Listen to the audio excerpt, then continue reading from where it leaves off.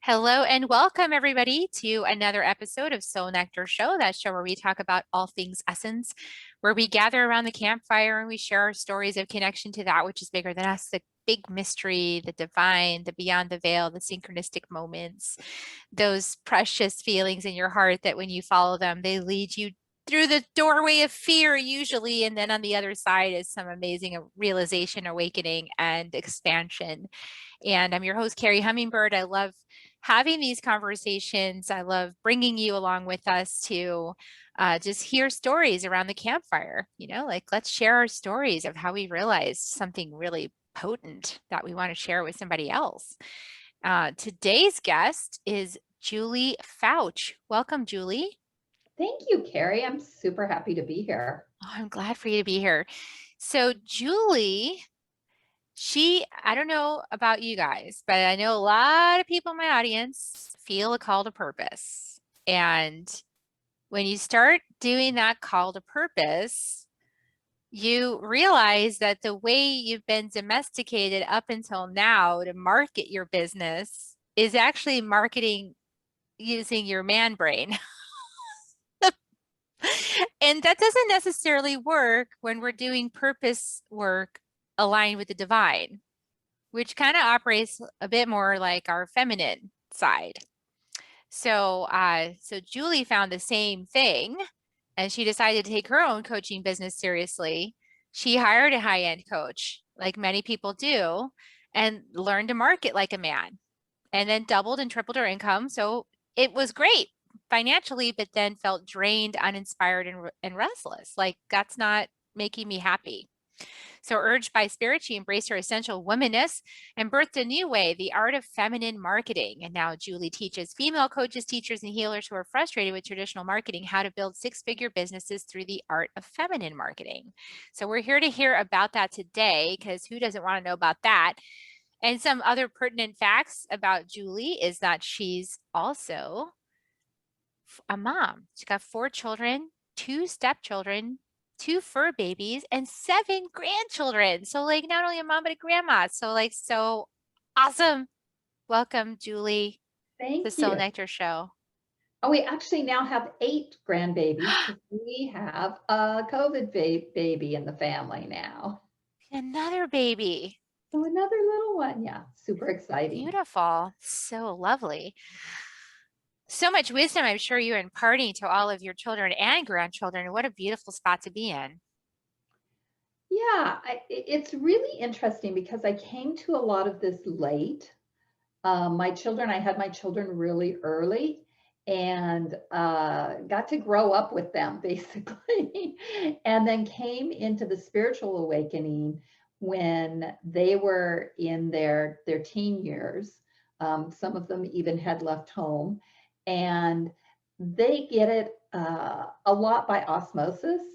But really, with my granddaughters who live 4 minutes away from me, they get a lot of it just from chatting with me, and it's really fun to see that and to listen to them. The other day, they're 7 and 9 now, and they were talking about what their magic was and sharing, like, Kiki was like, well, my magic is I know things before they happen. And Maddie's magic is she can feel what other people are feeling, but it's so fun to hear them talk about it and then be able to, with the little empath, be able to say, you can feel other people's feelings. So you need to figure out when they're your feelings or not. And to have that influence at this age, I'm excited to see what they do with it as grown-ups and as going through the world that, says to all of that. Yeah, up until now, because there's enough of us out here now experiencing the art of feminine intuition and connection to spirit and what it can give you, in terms of effortless grace and the flow. So talk a little bit about your own realization of that, because I know along my journey of opening up my own purpose path, of course, I also went the more traditional masculine route as well and was like trying to figure it out. I had a feminine coach, but she was always like, okay, just pick 3 rocks, put the rocks in the box, like go 3 rocks, like just pick those 3. And then on those, underneath those 3 is 3 more things or something like that. And so it was very like, and she's an awesome coach and it was great. But I couldn't answer those questions all the time, like because my heart was just calling me in so many directions and I didn't know how to like answer that call. So it was kind of after a while, it was like, well, feeling like I was feeling there was more and I was feeling muddled, like confused and muddled. And how do I make sense of all this with all this trying to force a structure on it? And I found a different way. So tell us about your own path with that. Yeah, that's really interesting because when I started, and I started journaling and talking to source when my oldest son was like 2. So I hate to even think 37 years ago, 36 years ago, something like that. And then when I went into coaching, when I discovered coaching, I didn't even know what it was, but I wanted to do something to empower women. I had just left a very abusive marriage. I had struck out on my own, and I had discovered that I wasn't the weak little wimp that I thought I was, right? That I actually could take care of myself. And I wanted to do something to empower women. And I worked with a shaman and I worked with a Reiki master and I worked with a psychic and, had all these women influence me, but I didn't know what coaching was or anything. And when I discovered coaching, I was doing personal development work and I discovered coaching, and that's what I really wanted to do. And it was this cool little side gig for a while. And I'd make $1,000 or $2,000 a month at it. And then I went to my PR job in my black corporate suits and did that. Um, and then the housing market crashed, and my husband's land use business crashed with it. And I had to figure out how to make money with this business. And so I hired a coach. She's a beautiful woman, absolutely loved her. But like you, it was pick the 3 rocks, right? And all of that kind of spiritual stuff got put on a back burner and I didn't talk about it. So I would bring a client in and we were going to work on their business. And I'd say, now close your eyes and tap in and let's take you into the spiritual garden. And they'd go, whoa, right? Like, that's not what I expected. And there was a disconnect in my marketing and what I was actually doing with clients. And I started to go really, really masculine, like, now we're going to build a funnel and here's like the 5 steps and here's how we do a launch. And it just was so heavy. And I'll be honest, sometimes I can still fall into that. Like my head geeks out on, yay, we're going to build a funnel, right? Let's do a marketing plan. And I can totally geek out on that stuff. But what happened is, I was starting to feel restless. And then I didn't listen because I'm stubborn. And I got into a car accident. So I was rear-ended and really messed up my back. I was stopped at a stoplight. And this guy decided he didn't want to stop for the stoplight or something.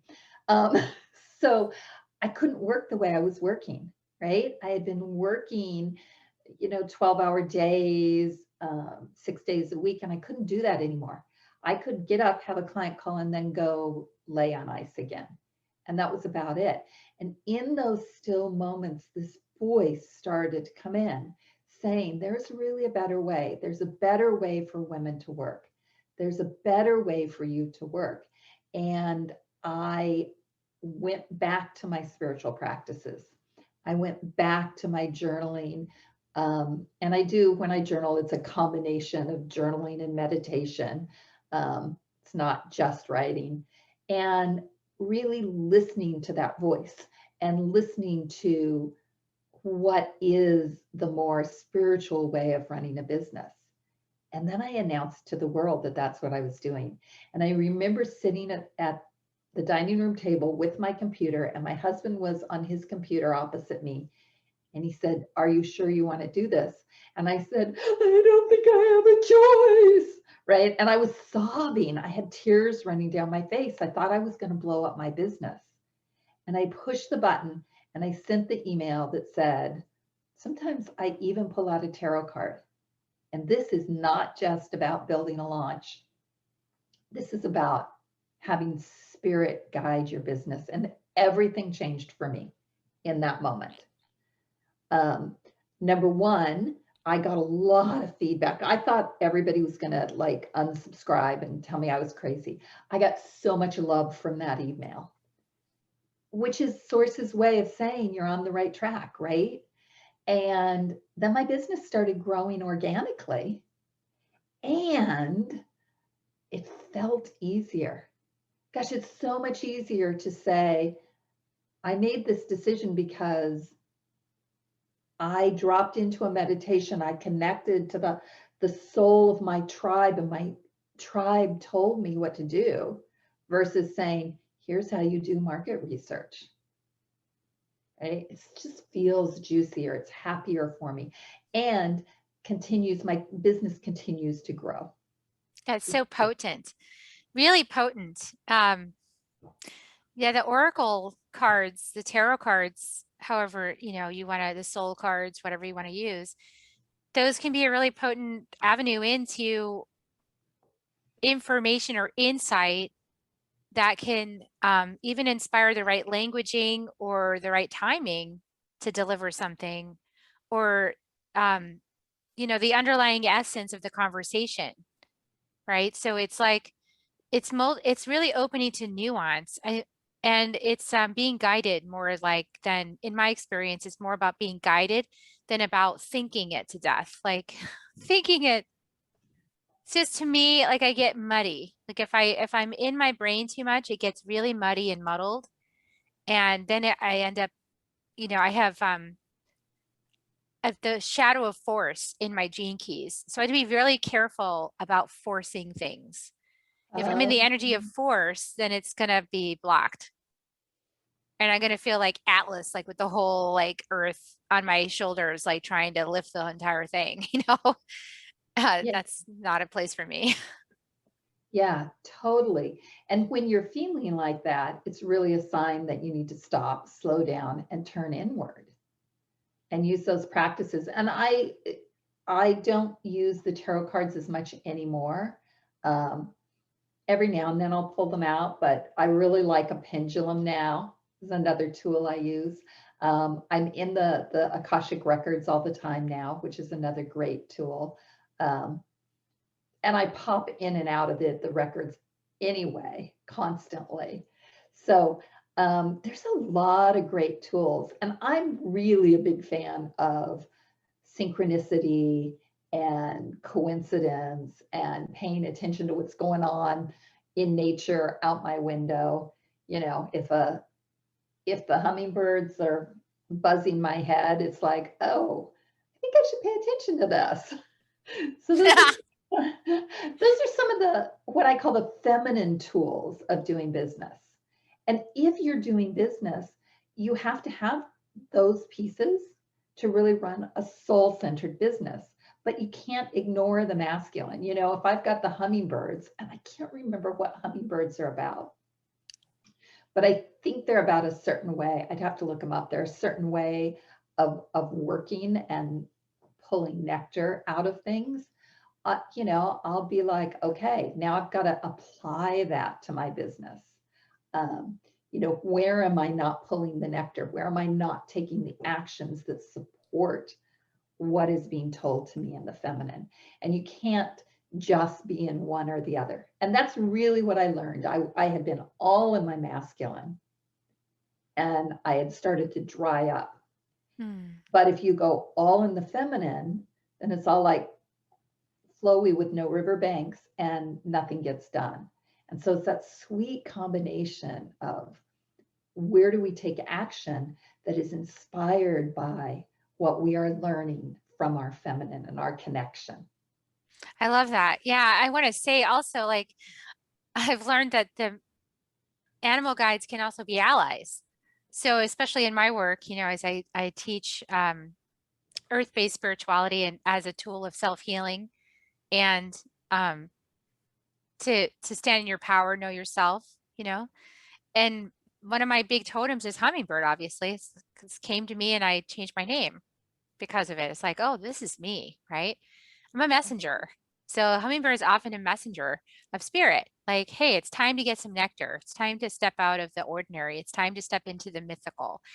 And oftentimes people before they like they're considering working with me or just heard about me or something, and hummingbirds will show up all over the place. Kind of go like reinforce the point, like, hey, it's really time. Like you should book that call. Like let's Maybe that's why they've been hanging out this week. it does tend to happen. I'm just saying, like, people report to me on the calls on discovery calls are like, hummingbirds have been all over me this week. And I'm like, they're my ally. Like, yes, they're trying to tell you, like, yes, this is confirmation, right? Like, we're all wanting confirmation. And so, yes, this is confirmation. Like, you should have this call, you should do this. So, I wouldn't say all hummingbirds are all, it's not about me, but people that are already kind of in my space, like, it tends to show up. Yeah. And I think that's really a messenger. Like, we can actually, what I've learned is I can actually call on the animal allies and I can say, hey, you know, of the people connected to me or the people that need to hear my message or need to work with me, I welcome you to make it known to them, like in whatever way makes sense for them. I'll call on Jaguar and I'll say, Jaguar, give them something enticing, so that they see that I'm here. Help them find, put some breadcrumbs along the path, like guide them, to working with me. And it's, so that part of manifestation is also, it's a beautiful thing when you realize that we're all connected, Yeah. psychically, and to be in responsibility with that too. That's another whole level of working the feminine. If you would talk about that, that would be great. The responsibility of working with the feminine marketing side too. Yeah, that's a really good question. So there's a couple of rules that I have for working with in the feminine and in the responsibility of it.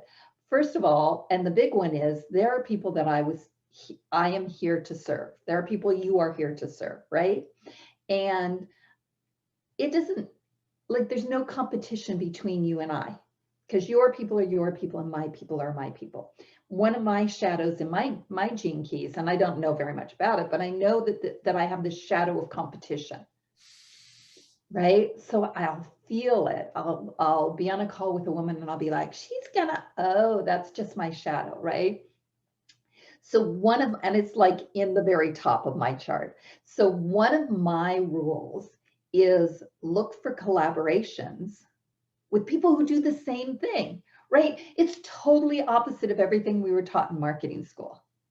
Yeah.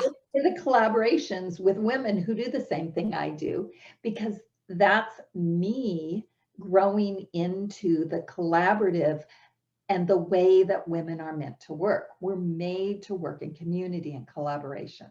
So that's just a personal rule based on my own design. But some of the bigger rules are things like I'm really psychic. And so I have a rule that I don't read somebody without their permission, right? I'll get these knocks and I'll be like, hey, do I have permission to channel your dead mother? Like, I will say that to clients. I just won't launch into it. And if it's not a client situation, I don't have permission. So I won't do it. So that's a big rule that I have with marketing, or with just how I run my business. As far as how I market, I think that was your original question. Just like, Well, no, but you're touching on a lot of really important parts to responsible feminine marketing. I mean, because feminine marketing is about the energetics. It's about the energetics. It's about the flow. It's about tapping into the earth and the consciousness. And it's really about like realizing you're connected to everybody. So there's like last night I was in a deep meditation and I was shown how my very vessel, being a human on the planet and going back like, generations and generations, like I know, for example, our genealogy goes back to England. Like we have some royalty. So like I know that so I was like traveling up that line and I was like, wow, from this place all the way back here, I'm in touch with all of these people. Like Because think about, and I got this message in my brain, you're already connected to 1 billion people just by your body. I was like, whoa, I'm connected to 1 billion people just with my body. Like, that's crazy, right? Like, I'm one person, but because of my ancestry and because of all the ways that my ancestry branched out, I'm connected with a whole billion people. And then if we go to the human genome, we're connected with everybody. And then if we go with, so with our larger genome, we're connected with the whole planet. So there's like this idea that you're already connected to everybody. You don't need social media. That's just a thing of the mind. That's your mind talking to you. So Yes. do we need avenues for people to reach us? Yeah, we need a website. We do need some social media presence, but that's not the way often that it's going to reach the person. Like, that's why I do these podcasts, because I feel like, first of all, it supports people who don't have money right now to work on this. So people can tune into these broadcasts, get free advice, get free tips, get free energetics. Like, I'm sending love the whole time out, like, because it's a gift. But also it's like the real connection is going to happen because the souls are going to align themselves, and you're going to get connected when you need to be connected. Like you were saying, the competition thing, like somebody might work with me to unlock their, their purpose. And then they might go and work with you because they want to like market it now and they want to do that effectively. And you've got all those skills, so it's like, we just need to not worry about that in our brains. Exactly. Exactly. We need to turn off our brains.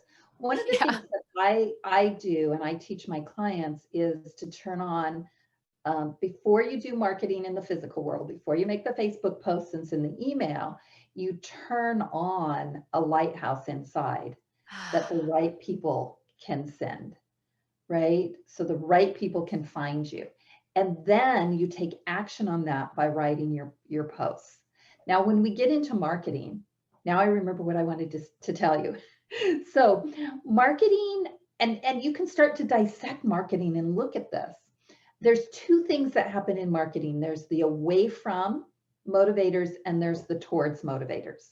So people either want to move away from feeling something or they want to move towards feeling something. And it's all about emotion. It's all about feeling. And what has happened in traditional marketing is that's been really manipulated, right? And I actually even saw it the other day in something where someone said, you can have this, this, and this, but only if you work with me, because otherwise you're going to be, Ick. right? Really icky. So in feminine marketing, we take those away from and towards motivators, and we actually find your unique language with them. And then we phrase it in a way that's really acknowledging where they are without using it to manipulate them, right? And everybody has their own unique words and their own unique phrases that we can dig out in order to discover how to talk to your people. So we go into your childhood wounds, we pull out your words, and then we start to craft it in a way that honors the person because they want to be acknowledged, right? Like if I say you're really frustrated with marketing, my people go, fuck. Oh, can I cuss on your show? Yeah, you can. Totally fine. Oh, good. I put the explicit rating on so we can be free. Thank goodness. Or thank God, thank the goddesses. Yeah, so my clients go, yes, I am so frustrated. And it makes me, and traditional marketing makes me feel small and powerless. And yes, and thank you for acknowledging that, right? And then they're already half bought in when I have the conversation to see if I'm the right person to help them. And so there's a way that we can wrap those into your marketing that really honors, and it's all about honoring. And I think of marketing as your first act of service to your people. So does your first act of service make them feel better, or does it give them hope? Does it acknowledge where they are? Does it ignore where they are? Right? And we wrap both the away from and the towards motivators, because some people really want to get away from and some people are more motivated towards, but we wrap those in a way that's really honoring and of service and gives them a piece of hope. And I think that's something that if you watch marketing, you'll see it in different ways from different people, but it's always there. And then the second piece of the marketing, so that's all the feminine, that's all the feely, that's all the connection stuff we do. And the second part of the marketing is you got to feed the head, right? We go to the masculine, which is, you feel this way. What you really want is you want to have a big influence. You want to be acknowledged as a leader in your field. And by the way, if you invest with me, you're going to have some marketing skills that will help you build a foundation to a 6 or 7 figure business. And that's when the head goes, okay, heart, you can have it. Right? So we've got to have both the heart and the head in there. We've got to have that feminine feeling connection going all country on us. Collaborative, being in it together. And the other thing the other piece of this is I like to position myself as a co-creator with my clients, not as the guru up here, right? Because I just have certain skills and talents that they need. That doesn't make me better than them. That doesn't make me a guru. And we have a whole guru industry that's built that really makes people feel worse about themselves. Yeah, I don't like all that stuff. I mean, I I don't know. I see a lot of people that are in my business that post those pictures of themselves like having some dream life. Like on Bali or something, and they're like having this beautiful dream life and they're like all slender and their hair is tossing about in the wind or something. And I think about myself, I'm like, I've never been interested in that. So I've always sort of kept my photos to be very realistic. Like, this is how I am today. This is how I feel today. I'm just being with whatever is up. And that message is sometimes hard to get to people because I do feel like people are trained to look for like the perfect life pictures. And I feel like that's an illusion. So I don't market that way. And it is a slower road because people want to believe that they have some, perfect picturesque life awaiting them on the other side of this like 6-week course. And what I'm here to say is like, no, this is life. Like, enjoy it right now. Like there's the beauty and there's the icky, and they're side by side. So if you want the beauty, you've got to accept the icky, and it happens right now. And it's a harder message for people, so I understand that it's taken a while to get some traction on it.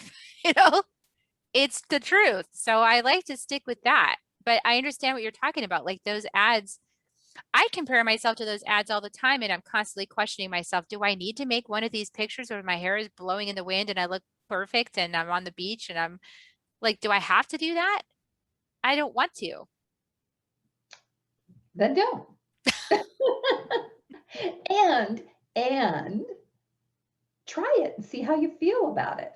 Like, even if you make the pictures, you don't have to use them. That's true. But it's one of those things where, my life is real, and I share that. Now, I don't share, I'm not going to write an email if I'm like under my desk crying one day, but I'll do the work to get myself out of there. And then I'll write the email and say, hey, yesterday I was under my desk crying. I don't think I've ever gotten under my desk to cry. Curled up in a ball on the floor. I've curled up in a ball on Mother Earth for sure. I was just flat out belly to belly with the mother, just like, please take this burden. Yeah. And that is a powerful image and a powerful message. And I've got images because I work with a photographer. I bring her into my program. She's a really, really good friend of mine. We're actually going to dinner on Saturday because first time going out Yay! over a year, and we're all like, yes. But that those images, the images of me, we have images of me with chains on, or images of me just sobbing in a corner. And those are really powerful images to share. And they're not pretty. They're not pretty at all, but they carry a message. And then I also have the beautiful shots. You know, I have the waterfall in Hawaii because that's my life too. You know, I take my clients to these gorgeous places and we shoot, and we have that. So we have both in my marketing. I am not, you know, only going to show you pictures of me shopping on Rodeo Drive, because that's really inauthentic to who I am. I'm not going to rent a mansion and take pictures of me in the mansion and then tell you that's my house. Like, Yes, some people do that. people do that. They rent a boat and take pictures of the. Now, if I am out on the lake and we rent a boat and we're having fun, you might get those pictures. But there's a level of authenticity that people are looking for. They want real connection. And the fake guru, like, I listened to somebody and it was an inner circle conversation, so I'll be really careful. But they were talking about this huge launch they did and how proud they were. And it, you know, it was over $1 million launch that they brought in, working 17-hour days for 6 weeks with a team of, I don't even know how many on the team, and then paying out several $100,000 in affiliate fees. And they were so proud of this. And I'm like, but what they advertise is they can teach you how to do $1 million launch, right?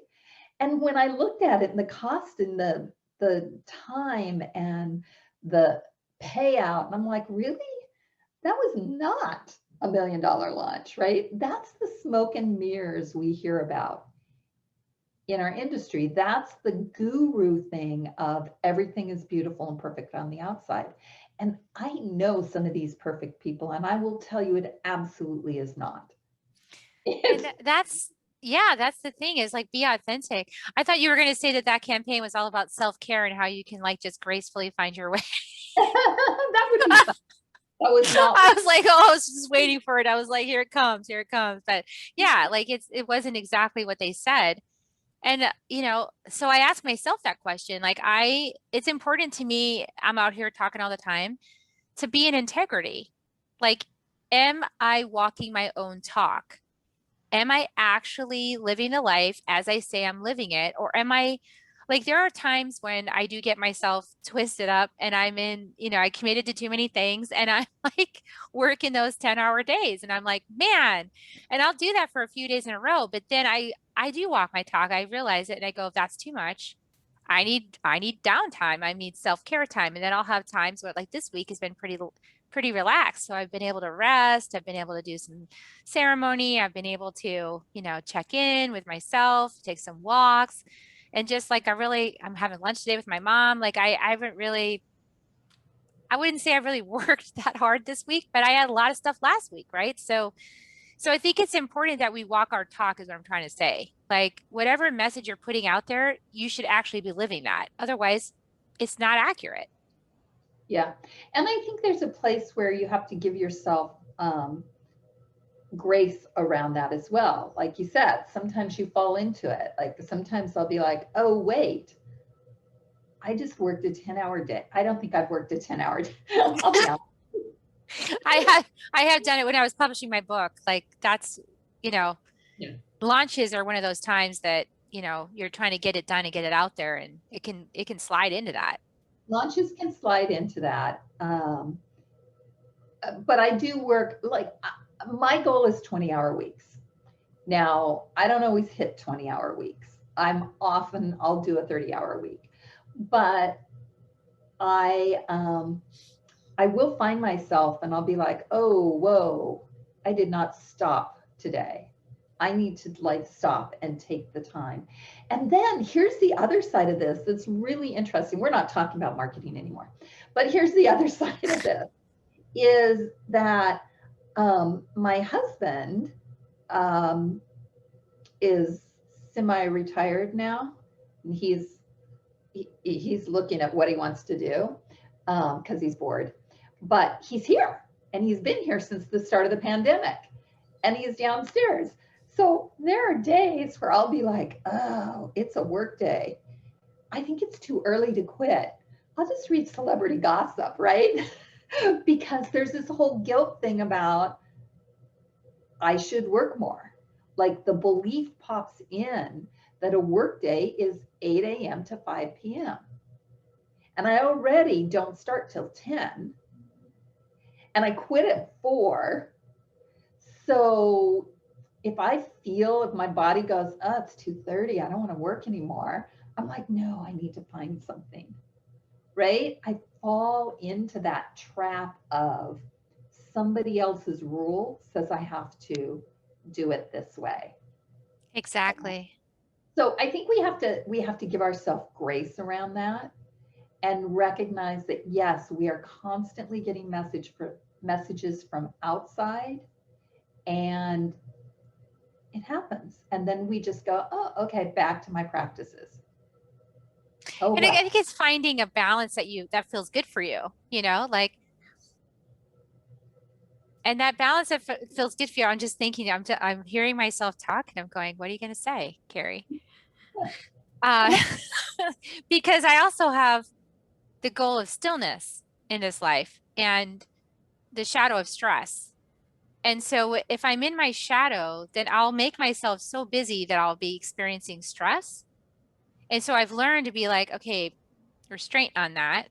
Because sometimes downtime, like I also have this issue with time. Time is another fact. For a lot of people, time is a factor, right? Like you feel like I only have so much time and I want to get as much done as I can in this lifetime, or I want to go, like when you really feel your purpose, you want to go for it, like do it. But it's a marathon, it's not a sprint. So it's like you have to build in this downtime, this quiet time with the feminine, especially to get redirected, because sometimes you'd be like high charging in one area and then realize, oh, wait a second, the energy fell out of this. Like, where'd it go? The energy's gone. Okay. I need to stop and ground and center. Sometimes I had a launch recently where I didn't have signups. And I was like, wow, that's really interesting. I wonder why. And it was because I got in one of those high charging modes and I wasn't paying attention. Yeah. Because all signs were pointing to you need space because there's big stuff you already signed up for. You're underestimating how much effort that's going to take. And so I was really glad that class didn't fill about a week later. I was like, oh, I forgot about this piece that I was doing. Yeah. Yeah. And then there's the other side of it, right? We can go way too into just being in the feminine. And this doesn't happen to me as much, but because I work with clients, like I see this with a lot of clients where it's, what did you do for your business today? Well, I meditated, great. And then I walked on Mama Earth, great. And then I, rested. And all that's really good, but you got to have the action with it, right? You've got to bring in the masculine. You've got to lay some breadcrumbs so people know you're open for business. And so you do that, from that spiritual place, from the soul place, from dropping into raising your vibration, dropping into meditation, sending the invitation there. And then you actually have to sit down on your freaking computer or walk out to a networking event or, send somebody, make a phone call. You've got to do the actions in the physical world as well. And so as we're having this conversation about the two of us, who can be way too in our masculine, I also want to point out the other side for those women who can totally go completely hermit on the world, that they have to find strategies to also employ their masculine. And it's good to be around somebody who's got discipline, so like, we can all help each other is what I'm trying to say. We can all help each other. So if you find yourself as one of those people that is all flow and it's hard to get action in there, then get around somebody who's got a lot of good action going on, like knows how to make stuff happen. and glean, like you can ghost like on that person. Like, what do you call that when when you're skating and you draft? Drafting, You can yeah. draft, you can draft on that person's discipline, like you can draft on that. And for me, I'm drafting on people who are like really good with flow because I need more flow. Like I'm learning to flow with things and not force things so much. So I'm drafting with people who are more flow like, so I can be more gentle, loving, and kind with myself and all of these master plans I have for healing the entire planet. You know? Exactly, exactly. And I think that there's a couple of good places to do that. One is to have a mentor or a coach, somebody that you've hired, to join a mastermind group. And oh, crows. There are I think the crows are building nests right now because they are, up in my window. But crows are one of my animals. So I'm like, They're very mystical and magical creatures. they are. They're about noticing the magic in everyday life. So yeah, I talk a lot. We have a lot of crows, but just like right up at the window. Um, oh, masterminds. I love mastermind groups for this very reason. And I love to run mastermind groups because it's not just you and one person, which I also love, but it's all these other energies you can draft on when you need them. It's all the viewpoints that you get to tap into to choose your viewpoint. It's, if one person in the mastermind is over here busy, somebody else can say, hey, what are you doing? You're off track, right? Like there's all these people looking in your fishbowl. And so I love mastermind groups and I create them for myself. I have accountability partners who are my very, very good friends, but I use them for accountability as well. And they'll say to me, you said you were going to do this. Why didn't you do this? Right? Or, man, you look really tired. Why are you not? When was the last time you stopped to go outside, right? Things like that. And so I think that's a couple of really great places to get that and not to go into groups where you're the same, right? You want to have that difference that both sparks you and challenges you to look inside at your own stuff and then to move out of your own way. Yeah, it's good to complement the differences and to realize how we can all support each other with our own gifts. And there's not one perfect gift. They all are valuable at different times. So I love that. Yeah, the mastermind group, what a great idea. So how do people get started working with you if they're kind of at this point where they're like, you know what, I feel like I know my purpose, but I want to be able to language it and I want to be able to attract people to my offerings. I know there's lots of people in my audience who are, consider themselves to be star seeds or light workers, people of purpose. And how do you get started with people? What's the process? The process, like the first thing I do when I start with somebody. Yeah. So the first thing we do is we do a session. I call it the wound session because what we do is we look at your childhood wounds. And within your childhood wounds are the words that we can use to create those away from and towards motivators. We also, out of that, uncover what makes you unique in the marketplace so we know how to position you.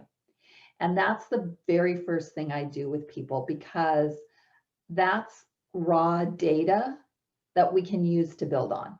And it's a very masculine kind of thing, but it gets us the raw data. And then we move into, depending on where they are there blocks that are getting in their way? Do they have ancestral blocks that need healing? Do they have ancient vows that need clearing? What gets in your way? We also move into energetically connecting with their right tribe so that they can get that masculine demographic information you need to market, right? But I do that on the spiritual level. You're not out there doing market research. You're turning inward and doing market research. And so we do that piece, and then we can start to put together a marketing plan. And the marketing plans that my clients put together are unique to them because they're unique, right? And this is the thing that I really hate about the guru world, is that the marketing plan is you do 5 Facebook posts to a free gift, to a webinar, to your sales, and you do it in exactly that order. And like, that's great, but that doesn't work for everybody.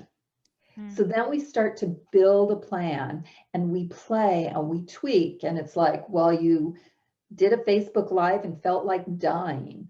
Let's look at that. Like, was that because, all your stuff is up? Or is that because Facebook Lives aren't for you? I tell my clients all the time, I can tell you exactly how to do a webinar. I've done webinars. I know what the process looks like. I will never do a webinar again. Because when I check in with my business, with the energy of my business, and I say, how are we going to market this? Should we do a webinar? The energy of my business crumples up. Like, I can literally see it crumpling into a little ball. And when I say, okay, well, what about a Facebook Live? It starts to pump up again, right? And so we go inside and we build the marketing strategy in collaboration with the energy of your business, the energy of what wants to be born in the world. Then we test and tweak it. We tried this, let's tweak that. Maybe this word instead of that word. It's a lot of marketing, is a lot of fiddly bits. Fiddly bits. That's an Elizabeth Perkins phrase. Cute word. But I really like it. And so that's really the process. And then we're tracking. We're doing the masculine part of tracking what brings in results for you and what doesn't bring in results. And the other thing is, because I love money, I work with my clients a lot on their money stuff. Like, really, marketing makes no sense at all if you have a hidden subconscious belief that money is the root of all evil. That's a good one to clear. That's a good one to clear. Or that money is freely available, but it brings pain, right? You're not going to make money then. There's all those money beliefs that will pop up when you start talking about marketing. So many among the light worker community and shaman communities. I mean, there's a lot of poverty consciousness. Yeah, and it's really a rejection of power over. And so we can separate those things out. Yeah, we don't need to deprive ourselves because we don't agree with the caste system, Money is a great partner for It's getting a good partner. your message out in the world, for doing, Mm-hmm. because I have money, I get to take my clients to these amazing places that are really healing for them and really healing for me, right? I get to take courses with people that I adore, and I get to stretch my mind and my understanding because I have money. I get to live in a beautiful place that really feeds my soul. Like, all of that is because money is a partner. Money is not evil. Money is a part of source. Oh, I could really get on a high horse Oh about yeah, we could do a whole broadcast on this topic. it. Yeah. Yeah, you got to have money if you want to go to Peru with me. You know what I'm saying? Like, you got to if you want to have an initiation with the shamans, you got to have some money to get to Peru and work with them, and then you're spending money for them. You're giving them money, and that helps their communities. So if you have money, you can spend it in indigenous communities and give them support. So that's a good use of money. So yeah, there's plenty of ways that money is your friend, and it gives you, like last year, I opened up for Facebook, and I said, okay, I'm in Peru, and the indigenous people haven't had any tourism all year because of the country's lockdown. Here's these beautiful items they built. If you have $144, you can buy one of these tapestries. I'll bring it home for you and mail it to you, and I'll give them money direct. So so I had 10 people. We gave them like $12,000, or I don't know, $1,200. Sorry, I'm getting way beyond myself. We raised like $1,200 for them, like in one day. Bam. That's great. This year you're going to do 12,000. That fed them like for 6 months, you know what I'm saying? Because of the money differential. So it's just like, yeah, I mean, and people that had $144, they bought that. I think I sold 10 or 11 in one day, in a few hours, you know, and that made a huge difference in these people's lives because they're a collective. They all share the money among the whole collective, many families combined into one. So, I think we need to start thinking about ourselves if we're here for social activism, if we're here to raise up the consciousness of the planet and support people that have been trodden on, then the way to do that is to make some money, using our gifts and then spread the wealth, so that's, we're the new Robin Hoods, you know what I'm saying? So like, be really successful in your business so you can share the wealth with other people who need it. That's the way I look at it. Absolutely. That's just one benefit. Yeah. Another benefit of making a lot of money is you get to do things that make your life juicy, which raises your vibration, which raises the vibration of everybody around you, which changes the planet. Yeah. Like seriously, me being able, we're getting ready to do our 4th Grammy camp. Oh my God. And so I have these amazing experiences with my little people, with my grandchildren. And I couldn't do those experiences if I didn't have money. Now, it's nothing that's like what you did with your indigenous people or the people there, but it makes me so happy. It's like gassing me up at the gas station, it's like, that's a terrible analogy. It fills me up so much that I'm able to then touch other people in this higher vibration. Like I couldn't do that without money. So you get to support causes, you get to fill yourself up. And I'll tell you, I've been really poor and I've had money, and it's much easier to be in a high vibration when you have money versus when you're struggling to pay your bills. Yep. Um, That's for and sure. Yeah. at the table of decision makers. And that's really why I do this work, because I believe more women need more money. It's up to us to save the planet. It really is. Mhm. And we can't do that if we're working 3 jobs just trying to put food on the table. Amen. Amen to that, sister. Yes. Let's help all of us. So oh my gosh, I hope y'all are so inspired by what was just said that you can do it. I also have been in that space of struggling as a single mom and trying to bring in money enough to pay all the bills and provide for my kids while doing my purpose work and having lots of judgments flung my way because I'm charging money for services as a healer. Yeah, I had to break that cycle because this is my purpose work. This is what I'm here to do. I'm here to contribute my gifts. I'm here to also provide for my family. And I, it's like we need to change the conversation around this on the planet so that women really embrace prosperity through their own good works and their own hearts and not through some other masculine paradigm. So beautiful. How inspiring. I hope that this has really lit everybody up. And is there a way that people get like, do you have a link, or do people just go to your website I think you have a free offer. We have a free book, The Art of Feminine Marketing Guidebook, which is a great place to start. And then I would invite everybody to join us on our Facebook group at Feminine Marketing Magic, because we do a lot of really fun business building, spiritual business building stuff in that group. Perfect. So I will put the link in the show notes for everybody to that free gift, The Art of Feminine Marketing Guide, for you guys to check out. Thank you so much for contributing your wisdom, Julie. And I'm encouraging everybody out there, please, like and share this, share it out, give us a rating on iTunes. I'm always asking for your help in this regard, because it really does make a difference when you like and share on any one of these platforms where you found this episode. It boosts all of the episodes and all of the interviews with all of the fantastic people, many of whom are women that I interview. And if we really want to support women in leadership, then this is the one really big way to do it. So please do that if you can, if you feel motivated to. And we're going to give you kisses. Would you like to join me with kisses? Yeah. How do you? We're just going to kiss and share. Love you guys. Have a beautiful day, everybody. See you next. You. Thank you, Julie. And we'll see you next time on Soul Nectar Show. Bye for now.